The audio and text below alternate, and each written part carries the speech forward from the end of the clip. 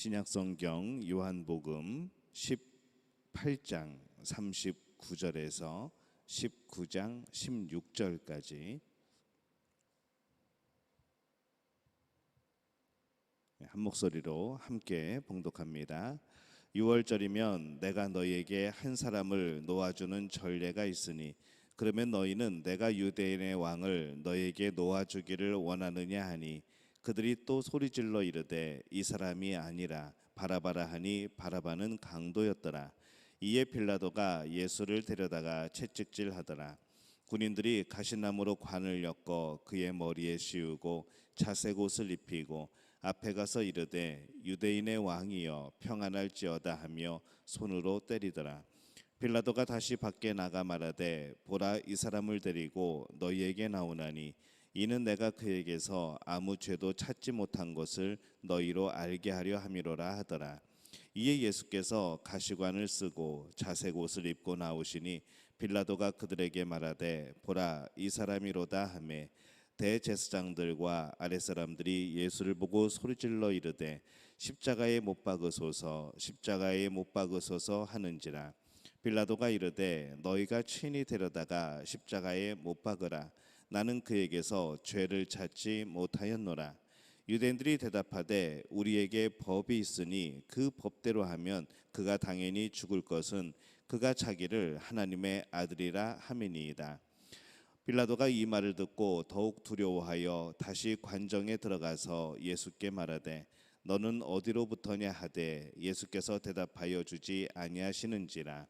빌라도가 이르되 내게 말하지 아니하느냐 내가 너를 놓을 고난도 있고 십자가에 못 박을 고난도 있는 줄 알지 못하느냐.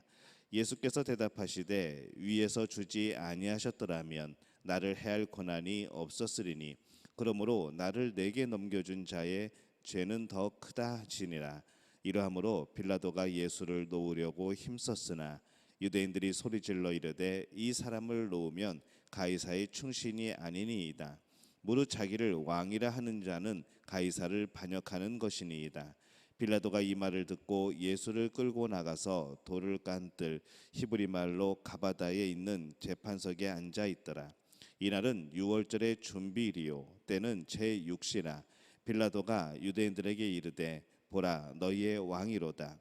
그들이 소리 지르되 없이 하소서 없이 하소서 그를 십자가에 못 박게 하소서. 빌라도가 이르되 내가 너희 왕을 십자가에 못 박으랴.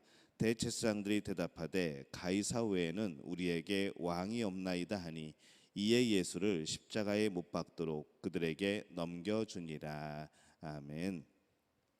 할렐루야. 하나님의 은혜가 오늘 새벽에 하루의 첫 시간을 주 앞에 드리는 우리 믿음의 가족들에게 함께 하시기를 예수님의 이름으로 축원합니다. 오늘 말씀은 예수님이 빌라도 앞에서 재판을 받으시는 그런 내용의 말씀입니다.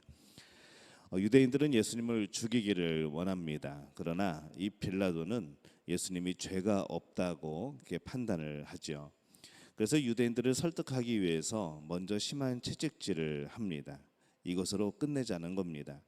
1절에서 3절 보면은 빌라도가 예수를 데려다가 채찍질하더라. 군인들이 가시나무로 관을 엮어 그의 머리에 씌우고 자색 옷을 입히고 앞에 가서 이르되 유대인의 왕이여 평안할지어다 하며 손으로 때리더라.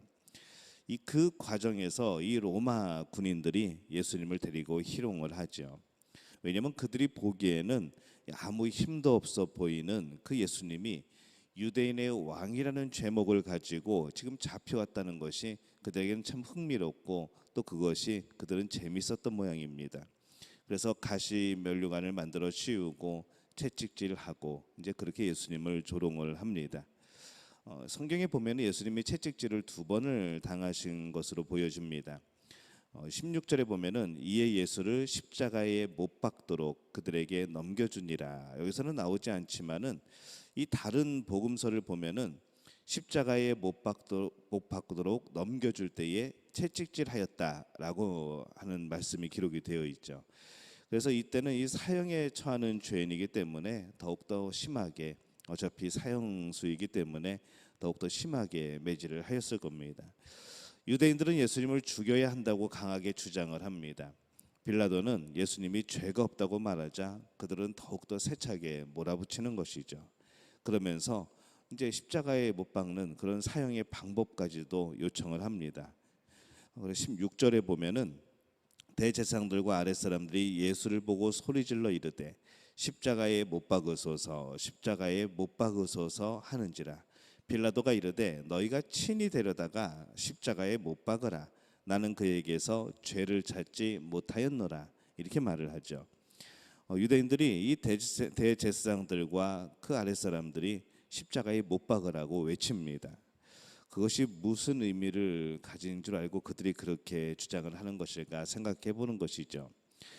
유대인들이 주장하는 신성모독이라고 한다면은 본래 율법대로라고 한다면은 이 돌로 쳐서 죽여야 됩니다. 그런데 그들은 예수님을 더욱더 처절하게 죽이기를 원합니다. 그들은 예수님을 따르는 이들에게 예수님이 비참하게 죽는 것을 보고 싶었던 것이죠. 너희들이 그 예수를 따름으로 인하여서 너희에게 주어지는 것이 무엇이냐라고 말하고 싶었던 겁니다.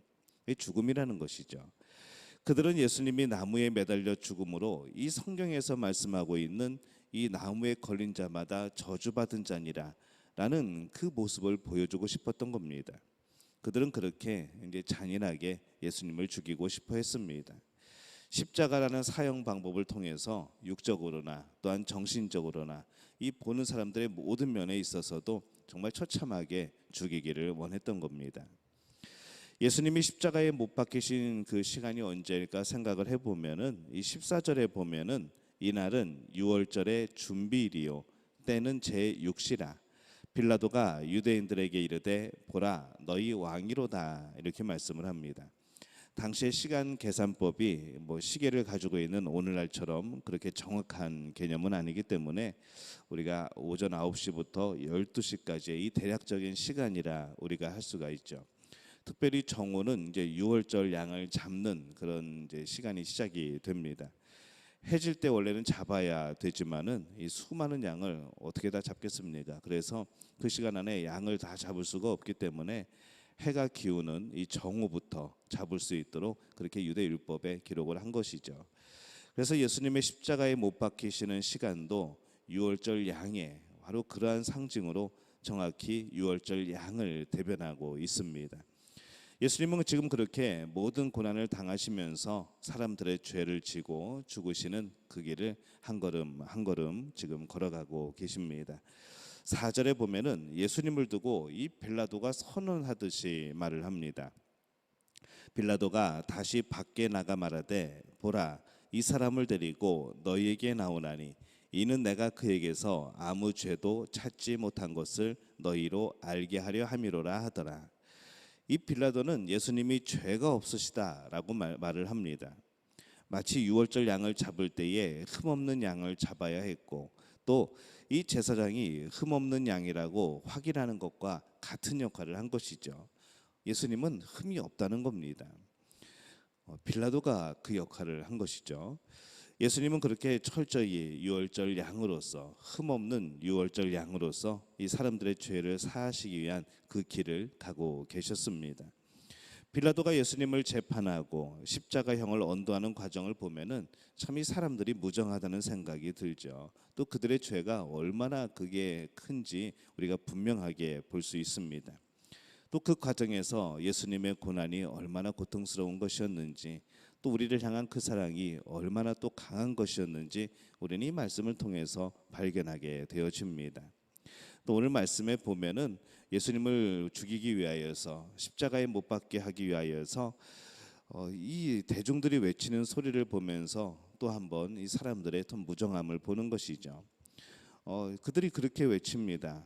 내가 너희 왕을 십자가에 못 박으랴. 대제사장들이 대답하되 가이사 외에는 우리에게 왕이 없나이다 하니 지금 유대인들이 소리지를 그럴 만한 그런 지금 말이 아니죠. 이들에게 왕은 하나님입니다. 처음부터 하나님이었고 이들의 주인은 하나님이었습니다. 지금 그것을 역사적으로 가지고 알고 있고 경험했던 이 백성들이 지금 예수님에 대하여서 또 하나님에 대하여서 하나님이 우리 왕이 아니고 가이사 외에는 우리에게 왕이 없나이다 라고 외치고 있는 것이죠. 그렇게 자기들의 이익 앞에서 철저하게 자신들의 그런 욕심 앞에서 예수님을 또 하나님을 왕으로 인정하지 않고 살아가는 모습을 발견하게 됩니다. 2000년 전에 이 빌라도 앞의 재판은 그런 모습이었습니다. 오늘 우리는 어떻게 살아가고 있습니까? 오늘날 우리의 삶의 현장과 이 신앙의 현장에서 이러한 모습은 또 반복이 되고 있지는 않은지 살펴보게 되는 것이죠.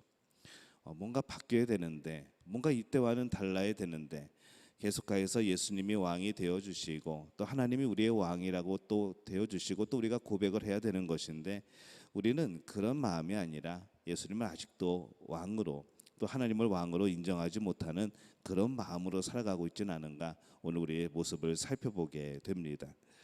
이제 우리의 무정함이 아니고 감사함으로 예수님의 아픔을 함께 겪고 함께 위로할 수 있어야 하는 것이죠.